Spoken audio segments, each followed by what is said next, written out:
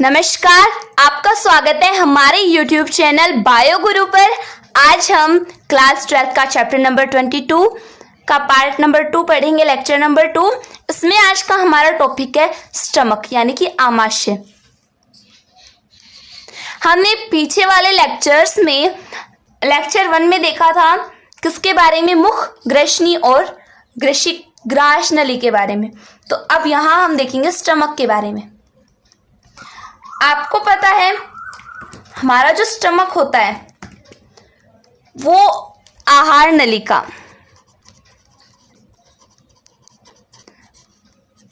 नलिका सबसे बड़ा या सबसे ज्यादा फैला हुआ भाग होता है।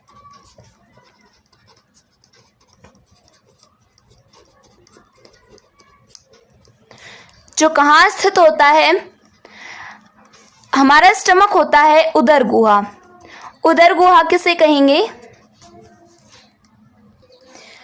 जो हमारा डायफ्राम होता है उसके नीचे का भाग, जहां हमारा पेट होता है। डायफ्राम से ऊपर का भाग तो हमारा वक्ष गुहा होता है और डायफ्राम से नीचे का भाग हमारा उदर गुहा होता है। तो उदर गुहा में लेफ्ट साइड यानी कि बाईं ओर ऊपर की तरफ होता है, ऊपर की तरफ डायफ्राम के नीचे।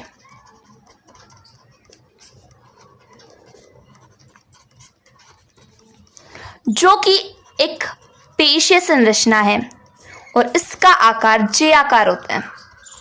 ये एक पेशीय जे आकार होता है। हम आपको डायग्राम दिखाते हैं इसका।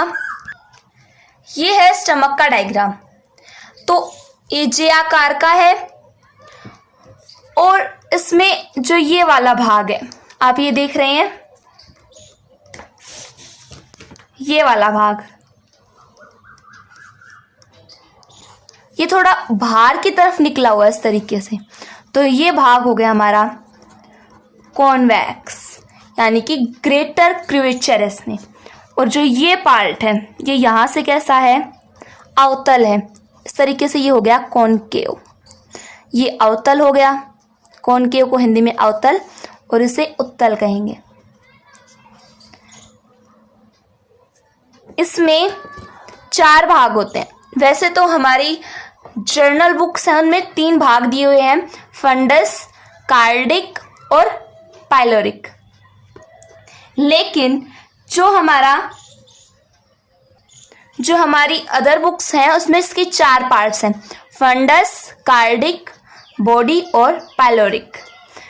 फंडस को हिंदी में फंडस कहा जाता है, कार्डिक को जठरागम भाग और बॉडी को काय और पाइलोरिक को जठर निर्गामी भाग। क्यों कहते हैं इसे? तो देखिए, जो कार्डिक भाग होता है, यहाँ इसके ऊपर की जो संरचना है ये हमारी ग्रास नली, ओसिफेगस। यहां से क्या आता है, श्लेष्मा युक्त भोजन आता है, जिसे इंग्लिश में बोल्स कहते हैं। बोल्स क्यों कहेंगे इसे? क्योंकि इसमें स्लाइवा किसे कहते हैं, लार को। स्लाइवा और फूड दोनों मिला हुआ है, इसे हम कहेंगे बोलस। ये बोलस आता है किससे? ग्रास नली के माध्यम से हमारे स्टमक में प्रवेश करेगा, आमाशय में प्रवेश करेगा, जिसे हम पेट कहते हैं। तो जिस भाग में ये प्रवेश करता है, ये भाग ये होता है इसका कार्डिक, जठरागम भाग, क्योंकि यहाँ पे क्या आ रहा है, जठर भाग आ रहा है। इस कारण से हमने कहा है जठर आगम भाग। और यहाँ इसका फंडस भाग होता है, इसकी सबसे ज्यादा इसकी बॉडी होती है और नीचे होता है इसका पाइलोरिक यानी जठर निर्गामी भाग। यहाँ बोलस आता है, बोलस का पाचन होता है और पाचन होने के बाद जब ये छोटी आंत के कौन से भाग में, यहाँ होती है ग्रहणी, डेड्यूनम ग्रहणी होती है, वहां से जुड़ा होता है। तो ये क्या है, ये है हमारा काइम। जब ये ग्रहणी में प्रवेश करता है यानी कि यहाँ से जा रहा है तो इसे हम कहेंगे जठर निर्गमी भाग। इस स्टमक में कुछ वाल्व पाए जाते हैं अवरोधिनी, जिससे हम कहते हैं स्फिंक्टर।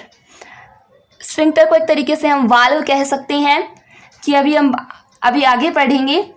और कुछ गैस्ट्रिक रेगे पाए जाते हैं। रेगे मतलब कुछ झुर्रीदार लाइनें पाई जाती हैं। अब इसके बारे में देखिए, कितने पार्ट हैं स्टमक के। हमारी बुक के अकॉर्डिंग चलेंगे हम, 3 पार्ट हैं। 3 पार्ट कौन कौन से हैं? पहला आता है हमारा जठरागम भाग, दूसरा आता है हमारा फंडस भाग, और तीसरा आता है हमारा जठर निर्गमी भाग, जिनके नाम इंग्लिश में भी जान लेते हैं। जठरागम भाग को इंग्लिश में कार्डिक पार्ट कहते हैं। कौन सा पार्ट कहेंगे? Cardiac part. फंडस भाग को कहेंगे फंडिक पार्ट। जठर निर्गमी भाग को कहेंगे पाइलोरिक पार्ट।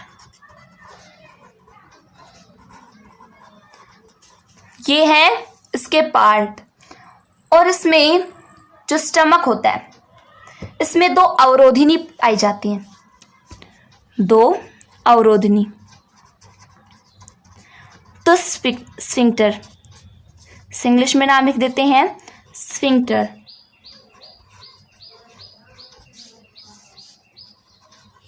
दो कौन कौन सी पाई जाती हैं? पहली पाई जाती है कार्डिक वाल्व या कार्डिक स्फिंक्टर, कार्डिक वाल्व। दूसरी पाई जाती है पाइलोरिक वाल्व। इन्हें हिंदी में हम कहेंगे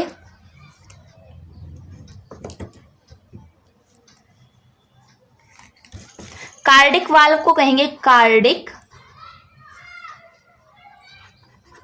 कपाट, और पाइलोरिक वाल्व को कहेंगे पाइलोरिक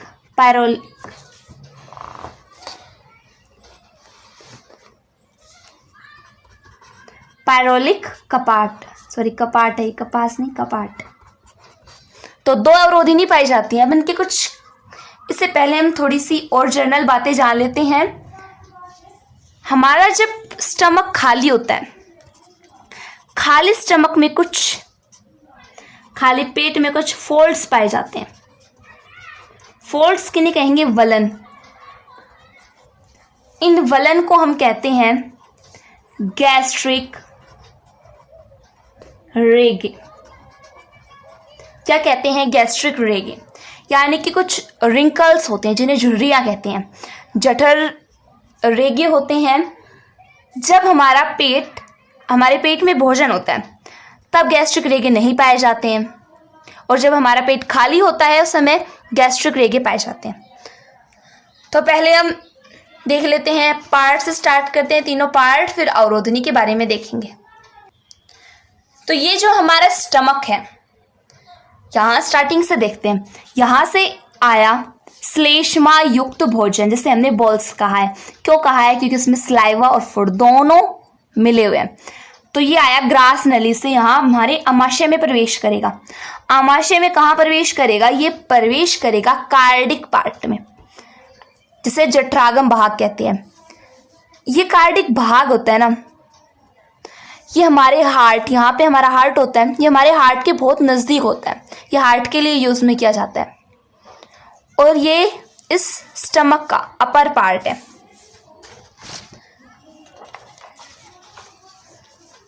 देखिए, पहले हम पढ़ेंगे कार्डिक पार्ट के बारे में।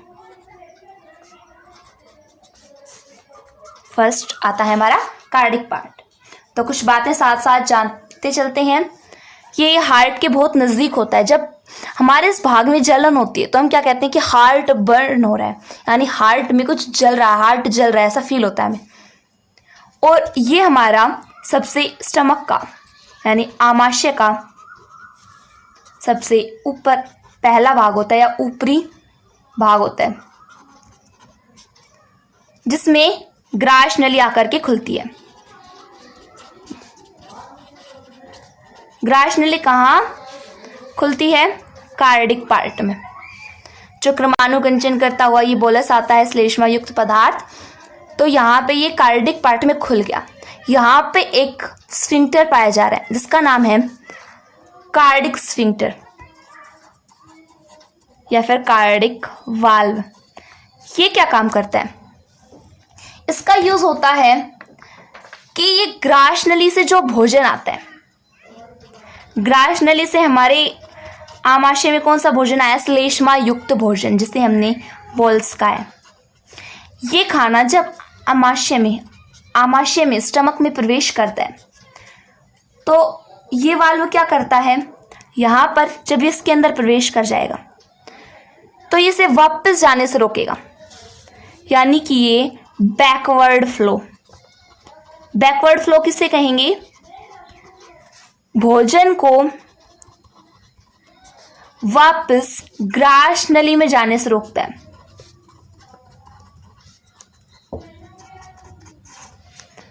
इस कारण ये वाल्व पाया जाता है यहाँ पे कि ताकि जो हमारे पास भोजन आया वो कार्डिक भाग में रह जाए, स्टमक में रह जाए, वापस ग्रास नली में ना जाए। कार्डिक पार्ट देख लिया। सेकंड आता है हमारा फंडस या फंडिक पार्ट या फिर फंडस भाग।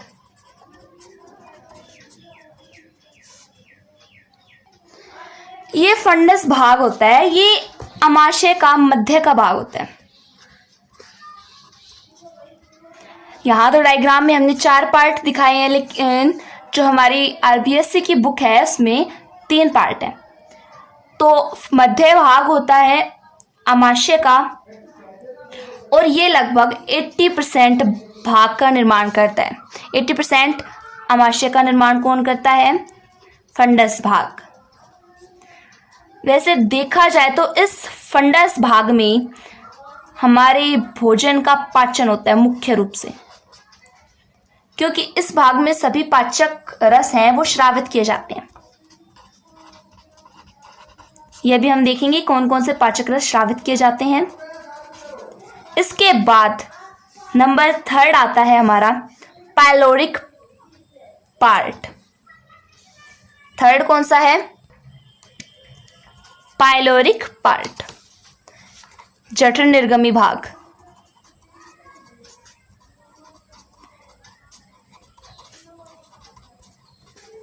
इंग्लिश में नाम जानना भी बहुत जरूरी होता है। पाइलोरिक पार्ट देखिए अब आप, ये अमाशय का सबसे नीचे का भाग है, आप देख रहे हो। यहाँ हमारा कार्डिक, फिर फंडस आता है और फिर जठर निर्गमी भाग होता है। ये भाग होता है, ये ग्रहणी में खुलता है। कहाँ खुलता है? ग्रहणी में खुलता है। इसके भी 3 पार्ट हैं। 3 पार्ट कौन कौन से हैं? एक तो पाइलोरिक हो गया, जठर निर्गमी भाग। एक पाइलोरिक कैनल हो गई, पाइलोरिक नाल, और दूसरा हो गया पाइलोरिक वाल्व। तो पहले हम पाइलोरिक नाल के बारे में देखते हैं। पायरोलिक नाल, पायरोलिक नाल है, ये ग्रहणी में खुलती है। और जो हमारा वाल्व है, पायरोलिक वाल्व, ये क्या कार्य करता है? यहां से हमारा जो भोजन है, देखिए ये भोजन हमारा कहाँ जा रहा है? इस पाइलोरिक नाल से। जो पाइलोरिक नाल है ये ग्रहणी से जुड़ी हुई है, यहां से ये प्रवेश करेगा ग्रहणी में। तो ग्रहणी में प्रवेश करता है तो ग्रहणी में जो भोजन एक बार प्रवेश कर जाता है तो ये जो वाल्व हैं ये बंद हो जाते हैं, ताकि जो ग्रहणी का गया हुआ भोजन वापस स्टमक में ना आए। तो ये क्या यूज आता है? भोजन को ग्रहणी से वापस, या भोजन ग्रहणी से वापस पाइलोरिक पार्ट में ना आए।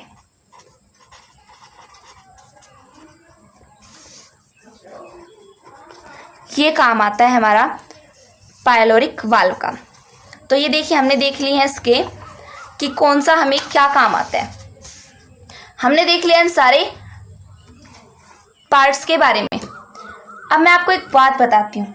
जो हमारा स्टमक होता है, अगर हम इसे कट करें, इस तरीके से कट कर दिया मान ली, तो इसमें 4 लेयर्स दिखाई देंगे। या इस तरीके से कट करेंगे तो इसमें 4 लेयर्स दिखाई देंगे हमें। कौन कौन से दिखाई देंगे, चलो देखते हैं डायग्राम के माध्यम से। ये है हमारी स्टमक की ओती की, यानी हिस्टोलॉजी ऑफ स्टमक, यानी आमाशय की ओत की। तो हम अंदर से बाहर की ओर चलते हैं। ये भाग होता है हमारा ल्यूमेन। इस भाग में भोजन होता है, इस तरीके से भोजन आता है। इस ल्यूमेन के बाद पाया जाता है हमारा म्यूकोसा, इसे कहते हैं श्लेष्मिका। जो श्लेष्मिका होती है यानी म्यूकोसा, इसे हम म्यूकोसा के नाम से जानेंगे क्योंकि बहुत ईजी नाम हो जाएगा म्यूकोसा। इसके बाहर की लेयर होती है सब म्यूकोसा। इसके बाहर जो लेयर आती है ये पूरी ये होती है हमारी पेशी स्तर, जिसे हम मस्कुलर कहते हैं, मस्कुलरिस।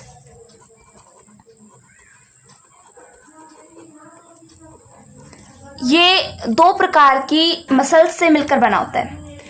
ये जो ग्रीन कलर का आपको दिखाई दे रहा है, ये देखिए सर्कुलर है, सर्कुलर मसल्स। और जो ये आपको ब्राउन कलर की दिखाई दे रही है, ये है लॉन्गिट्यूड। देखिए इसे समझेंगे कैसे। आपने अर्थवॉर्म देखा होगा, हमने क्लास 11th में पढ़ा था। अर्थवॉर्म कैसा होता है, जैसे हम कार्टून अर्थवॉर्म बना लेते हैं। आपको बता दूं कि अर्थवॉर्म की आंख नहीं होती है, लेकिन हम यहाँ कार्टून बना रहे हैं। तो पहले अर्थवॉर्म में इस तरीके की मसल्स पाई जाती हैं, ओके, जो कैसी हैं, लॉन्गिट्यूड है। लॉन्गिट्यूड मतलब अनुप्रस्थ धैर्य पेशी स्तर, अनुप्रस्थ धैर्य। और इसके बाद इसमें होती हैं सर्कुलर मसल्स, वृत्ताकार पेशियां। तो हम मान लेते हैं इसे, जो ये हमारी सर्कुलर मसल्स हैं, ये है हमारी रिबन्स। हमने इसे गिफ्ट के रूप में किसी को देना है। ये है हमारा अर्थवॉर्म, केंचुआ। केंचुआ को हम अर्थवॉर्म कहते हैं। इस केंचुए में पहले कैसी मसल्स हैं, अनुधैर्य पेशी स्तर, लॉन्गिट्यूड मसल्स, अनुधैर्य पेशी स्तर। और जो रेड वाली दिखाई दे रही है, ये हमारे सर्कुलर। अगर हम इसे इस तरीके से काटेंगे तो देखिए कैसे दिखाई देती है हमें, इस प्रकार की। तो आपको पता है हम ह्यूमंस अर्थवॉर्म से कितने अलग हैं, तो इससे हमारा अलग होगा। पहले इसमें दिया हुआ है अनुधैर्य पेशी स्तर और बाद में है इसकी वृत्ताकार पेशियां। तो हम यहाँ पढ़ते वक्त ये ध्यान रखेंगे कि हम अर्थवॉर्म से अलग हैं। तो अर्थवॉर्म से अलग है तो इसमें हमें हमारी पहले होंगी वृत्ताकार पेशियां। ये है हमारी वृत्ताकार पेशी और ये है हमारी ब्राउन कलर की जो गोल गोल है, ये हमारी अनुधैर्य पेशी स्तर यानी कि लॉन्गिट्यूडनल मसल लेयर। इस पेशी स्तर के कारण ही इसमें क्रमानुकंचन गति होती है, क्रमानुकंचन। यहाँ हम जो ये स्टमक की संरचना देख रहे हैं, ये स्टमक के लिए स्पेशल नहीं है, ये हमारी जो ग्रास नली है उसके लिए भी इसी प्रकार की होती है, उसमें भी। और जो हमारा यूरिनरी सिस्टम होता है उसमें भी इसी प्रकार की हिस्टोलॉजी पाई जाती है, ओतिकी पाई जाती है। ये रेड कलर की लेयर जो है ये है हमारी सिरोसा। तो हमने पेशी स्तर के बारे में पढ़ लिया।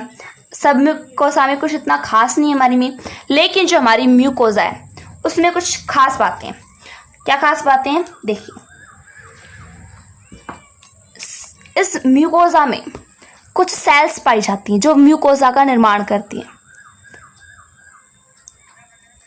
कलश कोशिकाएं, इन्हें कहेंगे हम कलश कोशिकाएं।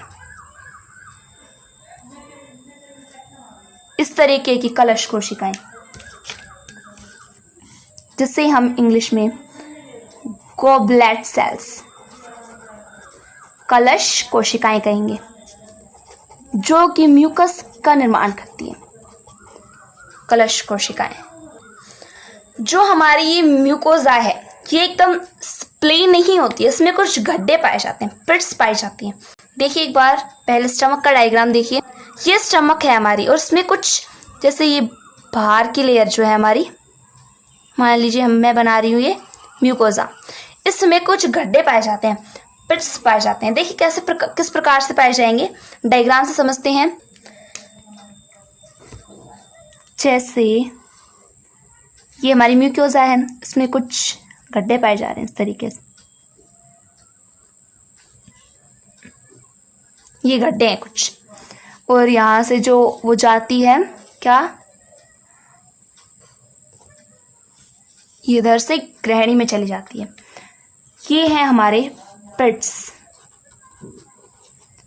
कौन से पिट्स कहेंगे इसे हम, गैस्ट्रिक पिट्स, यानी कि जठर गड्ढे कह सकते हैं, जठर गड्ढे। ये गड्ढे हैं, ये खुलते हैं ग्रंथि में।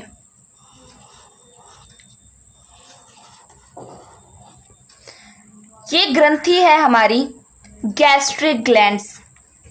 कौन सी ग्रंथि है, जठर ग्रंथि। जठर को हम इंग्लिश में कहते हैं गैस्ट्रिक, यहाँ आ रहेगा गैस्ट्रिक, और ग्रंथि को हम कहते हैं ग्लैंड्स। ये हो गई हमारी गैस्ट्रिक ग्लैंड्स।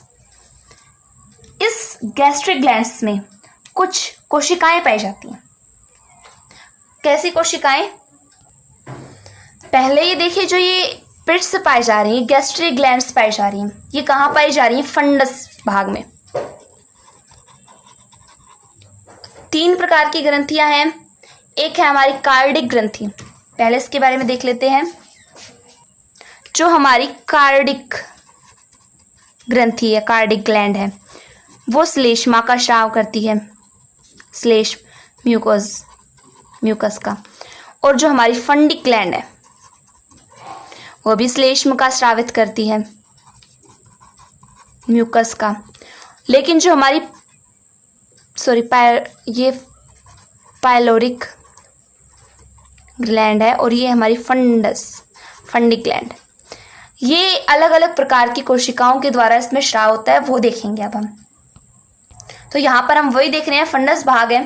फंडस भाग में ये गैस्ट्रिक ग्लैंड्स आ गई, जठर ग्रंथियाँ आ गई। इस जठर ग्रंथि में कुछ सेल्स होती हैं, जैसे ये होती हैं ग्रीन कलर की जो मैं बना रही हूँ, ये है हमारी कौन सी ग्लैंड है, म्यूकस नेक ग्लैंड या नेक सेल्स, जिसे हम गोबेल्ट सेल्स कहते हैं, यानी कि कलश कोशिकाएं कहते हैं।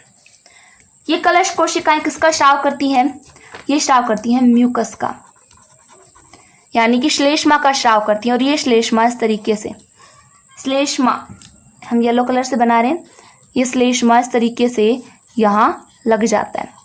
श्लेष्मा का क्या काम है ये भी बताऊंगी मैं भी। साथ ही इसमें और भी सेल्स पाई जाती हैं, 3 सेल्स हैं। नेक्स्ट आती है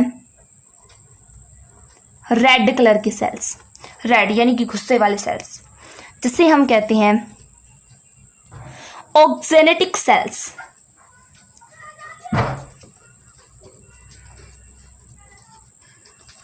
इसे एक नाम से और जाना जाता है, इसका नाम है दूसरा पैरेटाइल, पैरेटाइल सेल्स। इसका क्या नाम है, ऑक्जेनेटिक कोशिकाएं और पैरेटाइल कोशिकाएं। तो इसे किस तरीके से याद करेंगे, देखिए एक ट्रिक आती है। ऑक्जेनेटिक सेल्स यानी कि ऑक्स किसे कहते हैं, बुल ले सकते हैं, बैल को। तो हम यहाँ एक बैल बना लेते हैं।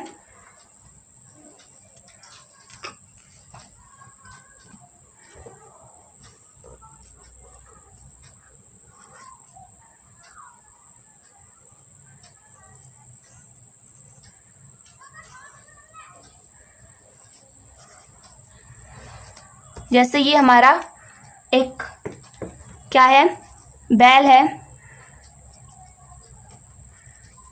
ये थोड़े गुस्से में है, इस कारण हमने इसे कहा है ऑक्जेनेटिक सेल्स। और इसके तेजी से अपने पैरों को हिला रहा है, तो पैर तो इससे होगा पैरेटाइल सेल्स। पैर से हो गया पेरिटाइल सेल्स, और इस ऑक्स से हो गया ऑक्सीनेटिक सेल्स। ये ऑक्सीनेटिक सेल्स कौन कौन से एंजाइम स्रावित करती है, क्या स्रावित करती है? ये एक तो HCl स्रावित करती है, और दूसरा ये स्रावित करती है नेज कारक। क्या नाम है दूसरे का? नेज कारक, यानी कि इंट्रिंसिक फैक्टर। और इसमें एक और पाई जाती है, एक और सेल्स पाई जाती हैं जिसे हम ब्लू कलर से बना रहे हैं। ये सेल्स होती हैं, इन्हें हम कहते हैं चीफ सेल या फिर पेप्टिक सेल्स या फिर जाइमोजन सेल्स। इसके 3 नाम हैं, कौन कौन से? चीफ सेल, पेप्टिक सेल या जाइमोजन सेल्स। ये कौन कौन से? ये जो चीफ सेल से क्यों कहा है, पहले तो ये देखिए। चीफ सेल इसलिए कहते हैं क्योंकि ये ही सेल्स हैं, कोशिकाएं हैं जो एंजाइम स्रावित करती हैं। ये 3 प्रकार के एंजाइम स्रावित करती है। ये कुछ 3 प्रकार के एंजाइम स्रावित करती है।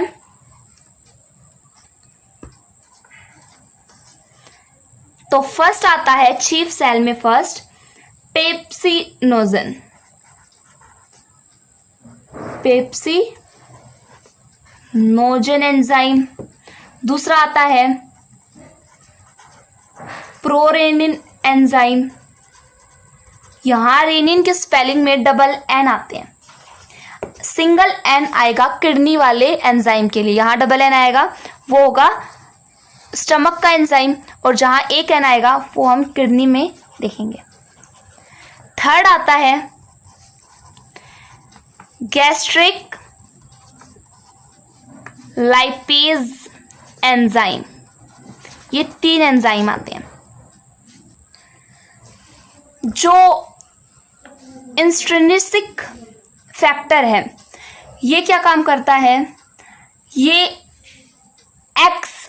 एक्सट्रिनिक फैक्टर को, यानी कि जो ये होता है इंट्रिंसिक, यानी कि हमारी बॉडी के अंदर बनता है, जो कि बाहर बनने वाले फैक्टर कारक को एब्जॉर्व करता है, जैसे कि विटामिन B12 को ये नेज कारक अवशोषित करता है, अवशोषण के लिए आवश्यक है। ये देखिए हमने म्यूकोजा में किस प्रकार से, देखिए एक बार शॉर्ट में समझते हैं। यहाँ पे हमने देखा कि जो श्लेष्मायुक्त भोजन आता है ग्रास नली से आमाशय में प्रवेश करता है कार्डियक भाग में। उससे पहले हम देखते हैं कि इसमें इस स्टमक में 4 लेयर्स होती हैं। 4 कौन कौन सी?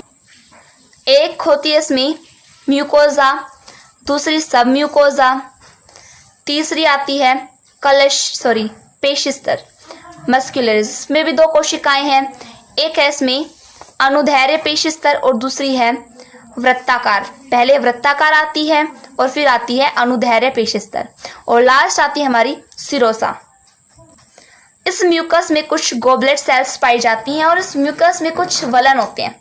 उन वलन के बारे में देखते हैं, यानी कि कुछ गैस्ट्रिक पिट्स होते हैं, जठर गड्ढे होते हैं। तो देखिए इसकी स्ट्रक्चर, ये म्यूकोजा की लेयर है, इसमें ये पिट्स हैं, गैस्ट्रिक पिट्स, ये गैस्ट्रिक पिट्स हैं, और ये गैस्ट्रिक ग्लैंड्स हैं, यानी कि जठर ग्रंथियां हैं, इससे जठर रस स्रावित होता है। इसमें 3 प्रकार की कोशिकाएं हैं। फर्स्ट आती है इसमें जो ग्रीन कलर की दिखाई दे रही है, ये है गोबलेट सेल्स, यानी कि कलश कोशिकाएं या म्यूकस नेक सेल्स। ये म्यूकस का स्राव करती हैं, जो कि क्या कार्य करता है, यहाँ पर इसके बाहर लग जाता है। दूसरी आती हैं ऑक्सीनेटिक सेल्स, यानी कि पार्टियल सेल्स, जो 2 प्रकार की चीजें स्रावित करती है। एक तो HCl एसिड, हाइड्रोक्लोरिक अम्ल, और दूसरा नेज कारक। नेज कारक है ये विटामिन B12 के अवशोषण में आवश्यक होता है। थर्ड, ये ब्लू कलर की आती हैं, ये होती हैं चीफ सेल, मुख्य कोशिकाएं या पेप्टिक सेल्स, या फिर जाइमोजन कोशिकाएं। ये 3 प्रकार के एंजाइम स्रावित करती हैं, इस कारण से इसे हमने चीफ सेल कहा है। पहला पेप्सिनोजन, दूसरा प्रोरेनिन, तीसरा गैस्ट्रिक लाइपेज एंजाइम। ये फंडस भाग में पाए जाते हैं गैस्ट्रिक ग्लैंड्स। और हमने देखा था कि कार्डिक ग्लैंड है, ये श्लेष्मा स्रावित करती है और पायरोलिक ग्रंथि भी श्लेष्मा स्रावित करती है। यहाँ आमाशय में जो भोजन आता है उसका पाचन, प्रोटीन का पाचन। देखिए, पहले हम इसमें कुछ बातें जान लेते हैं। आमाशय में भोजन 4-5 घंटे तक संग्रहित रहता है।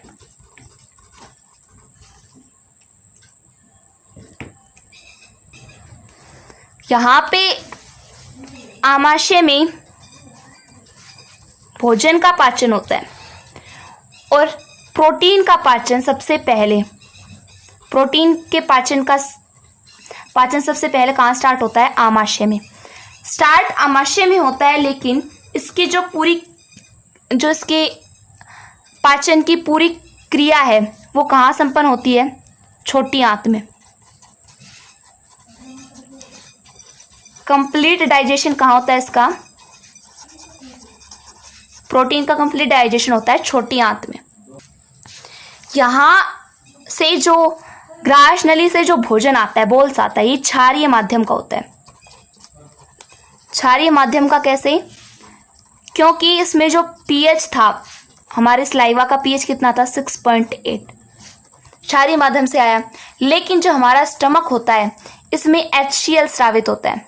HCl स्रावित होने के कारण आमाशय का जो भोजन आमाशय में आता है तो अम्लीय जठर रस होते हैं, गैस्ट्रिक जूसेस होते हैं, जो कि जठर ग्रंथियों के द्वारा स्रावित किए जाते हैं।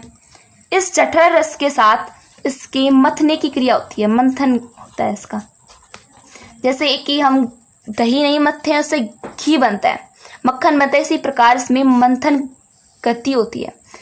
और इस कारण से जो भोजन होता है बोल्स के रूप में आता है, अम्लीय जठर रस से मिलकर के मिश्रित हो जाता है, और अब भोजन आमाशय में जो बनेगा उसे हम कहेंगे काइम। किसे कहेंगे? काइम। जब भोजन आमाशय में अम्लीय जठर रस के साथ मंथन गतियों के कारण मिश्रित हो जाता है, और आमाशय में भोजन के स्वरूप को हम काइम कहेंगे। अब आप एक क्वेश्चन सोच रहे होंगे कि जो HCl होता है वो हमें कोई नुकसान क्यों नहीं पहुंचाता? जब हमारे शरीर में HCl स्रावित होता है तो हमें नुकसान क्यों नहीं पहुंचाता? तो जो गैस्ट्रिक जूस होते हैं, यानी कि जठर रस, ये श्लेष्म यानी कि म्यूकस और बाइकार्बोनेट्स,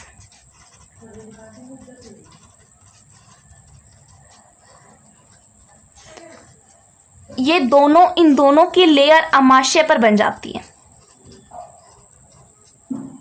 आमाशय की भित्ति पर बन जाती है, जिसके कारण जो उच्च अम्लीय एसिड यानी HCl, जो बहुत ज़्यादा एसिडिक नेचर का होता है, वो इसे नुकसान नहीं पहुंचाता, हमारे स्टमक को नुकसान नहीं पहुंचाता। क्यों? क्योंकि जो गैस्ट्रिक जूस होते हैं, जठर रस होते हैं, उसमें श्लेष्मा और बाइकार्बोनेट्स की परतें आमाशय पर बन जाती हैं। देखिए, हमने देखा था म्यूकस कौन कौन स्रावित कर रहा। यहाँ म्यूकस में जो गोबेल्च सेल्स होते हैं, कलश कोशिकाएं होती हैं, वो म्यूकस का स्राव करती हैं, जिसके कारण HCl और जो प्रोटीन पाचक एंजाइम होते हैं, ये हमारे शरीर को, हमारे आमाशय को नुकसान नहीं पहुंचा पाते। हमारे शरीर में जठर रस प्रतिदिन 2 से 3 लीटर स्रावित किया जाता है, और हमारे शरीर में जो जठर ग्रंथियां होती हैं, जठर ग्रंथियां जो जठर रस का स्राव करती हैं, यानी कि गैस्ट्रिक ग्लैंड्स, वो 25 मिलियन होती हैं। कितनी होती है हमारे आमाशय में जठर ग्रंथियां? 25 मिलियन। तो इस तरीके से हमने देखा कि भोजन क्रमानुकंचन गति से आमाशय में प्रवेश करता है। किसके माध्यम से? ग्रास नली के माध्यम से। और इसमें कुछ कोशिकाएं होती हैं, जी सेल्स, जिन्हें जी सेल्स कहते हैं। वो कुछ हार्मोन स्रावित करती हैं, जिसे गैस्ट्रीन कहते हैं। जो गैस्ट्रीन होता है ये गैस्ट्रिक ग्लैंड यानी कि जठर ग्रंथि को, इस जठर ग्रंथि को प्रेरित करता है। किसके लिए? जठर रस के लिए। ये सभी जठर रस थे म्यूकस, HCl और नेज कारक, और ये कुछ एंजाइम इसके लिए प्रेरित करता है। और जठर रस का पीएच कितना होता है? कितना पीएच होता है जठर रस का? 1.5 से 2.5।